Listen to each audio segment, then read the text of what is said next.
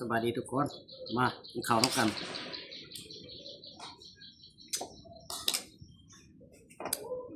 ยำหมูยอ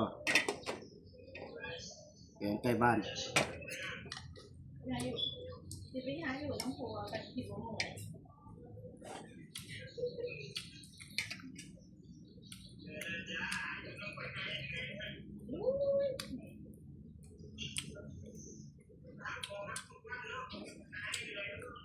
ปลาทูทอด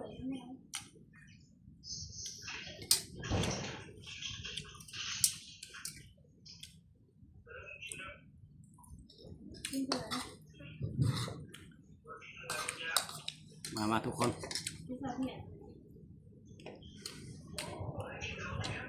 มีขนม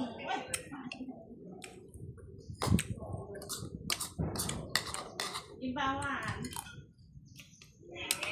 เดี๋ยวไปไว้เลยค่ะข้างหลังเถียงเลย